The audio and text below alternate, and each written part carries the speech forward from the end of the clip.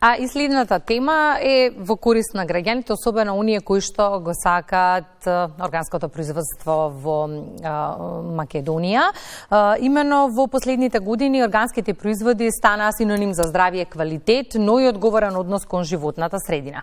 Колку е навистина скапо да си производител на органски производи во нашата држава? Дали овој тип на производство е одржлив на долг рок и какви предизвици носи со себе?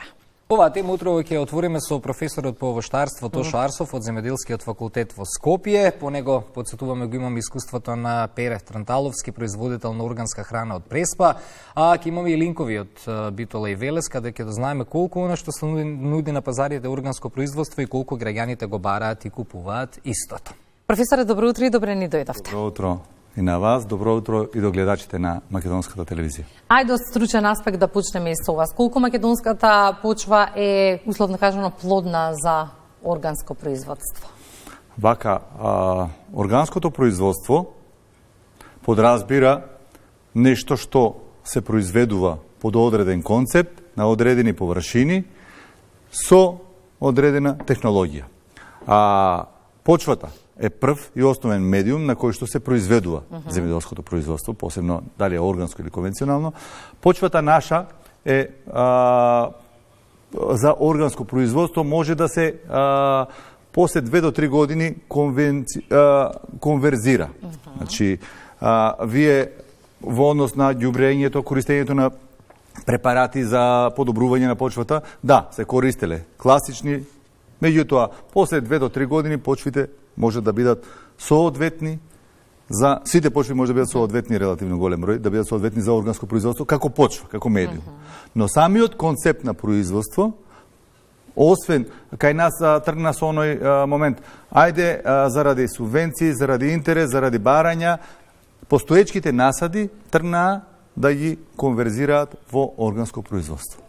Што се извинувам, мислев не дека тоа не е можно, меѓутоа сепак некојаш не е многу е подобро да тргнете со самата идеја правиме органски насад, старт, а не нешто што е постоечко да го конверзираме.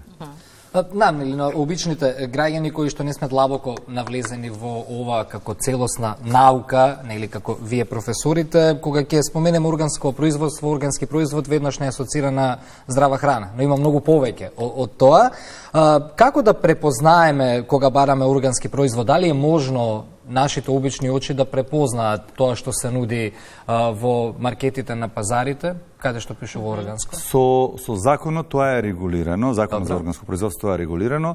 Сето тоа производство мора да биде сертифицирано од одредена куќа, да биде проверено, да биде со сертификат за органско производство. Така да под терминот органско може да се продава само она што е сертифицирано како органско производство.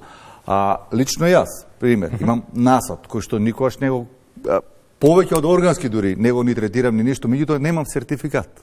Сега тоа е веќе на верување, на онака, но кога станува збор за да препознаете без да имате верба, мора да имате документ за тоа дека е.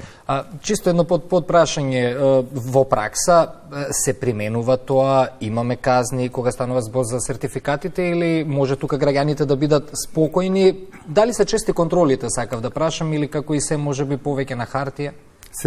Сертификационите куќи кои што се регистрирани да ја вршат сертификацијата, се одговорни доколку нешто не е во ред, доколку се појават одредени недостатоци. Меѓутоа, можеби на почетокот беше интересот да се добијат повеќе.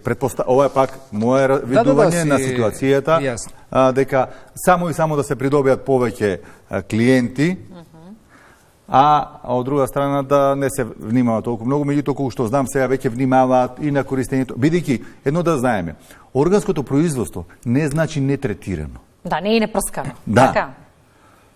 Меѓутоа, при органско производство постојат одредени препарати кои што се дозволени во употреба и потоа пред да се изврши крајниот сертификат да се добие, се врши контрола дали постојат други препарати кои што не се дозволени во органско, односно дали постојат резидуи од пестициди на тој насад. Колку е голем трошок, колку е скапо органското производство, професоре, од добивањето на сертификатот до крајниот производ кој што треба да го добие секој земјоделец? Дали субвенциите, кои што и во моментов имаме активен оглас за субвенции на државата, се доволни? Вака, значи, колку ќе произведете количината на производство, при органско производство, ако ја тргнеме онаа логика дека вие можете да заштитувате, меѓутоа ќе користите препарати кои што се дозволени во органско производство, тие се релативно поскапи. И сега проблемот кај нас е што има мал број на регистрирани препарати кои што се дозволени во органско производство. Релативно помал, бидејќи сме мал пазар, регистрацијата е поскапа, па фирмите немаат толку интерес да регистрираат многу препарати, туку имаат одреден број на препарати регистрирано, но за одредени болести ефикасноста на тие препарати е можеби помала, па имате повеќе, значи количината на производство не би требало да биде многу помала во однос на конвенционалното, но поскапите препарати, повеќе користењето на поскапа мерка, значи, меѓу другото, превенцијата би помогнала во органското производство и така да тоа треба да биде со 20 до 30, пак да не навлегуваме толку во бројки, поскапо производство од конвенционалното. Но субвенционирањето по површина доведе до една друга дискрепанца. Ако и погледнете регистерот, односно површините кои што се под органско производство, збором за овоштарството конкретно, и продукцијата која што се нуди на пазарот како органско производство за одредени култури, ќе видите нешто не е баш нај.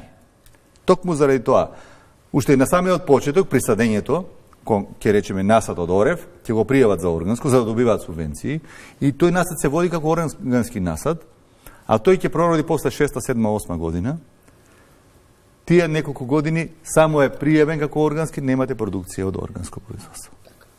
Во западните земји побарувачката за органски производи расте. Не можеме тоа да не го кажеме и за кај нас, меѓутоа некако поспоро да работите, бидејќи се повеќе станува актуелна темата органско производство, меѓутоа факт е дека треба се уште да го напредуваме. Во која насока треба да се движиме, како да ги мотивираме производителите се повеќе да влегуваат во приказните, ако не се согласувате со мене, може да ме коригирате, но јас имам впечаток дека имаме подобрувања ако се вратиме години наназад, но можеби не со посекуваната динамика. Секако се сложувам во овој момент, во конкретната констатација, точно се сложувам најмногу. Значи, имаме подобрување, но не доволно. Добро е што се тргна нешто да се прави, меѓутоа, до сега можеше да се направи многу повеќе, доколку концептот на органско производство тргнеше од она основата. Од самиот почеток, самиот насад да беше планиран за органско производство. А не постојните насади, многу потешко е да се конверзираат во органско производство. Бидејќи тогаш правим, велам, овошниот вид. Некои овошни видови се подобри за органско производство, некои се, велам, сите може да произведуваме. Меѓутоа, кај некои имаме помалку болести природно. Некои овошни видови помалку и во нормално производство имаат потреба од третирање. Некои сорти, некои локации се подобри. Значи, целта на таквите насади би била да имаме што помалку потреба од заштита, а после да додат и овие препарати. И никако за крај, продуцираме ли доволно стручен кадар на факултетот кој што ќе може да ги едуцира и да им биде поддршка на нашите земјоделци? Вие сте меѓу другото продекан за наука, па најсоодветно може да ни одговорите и на ова прашање.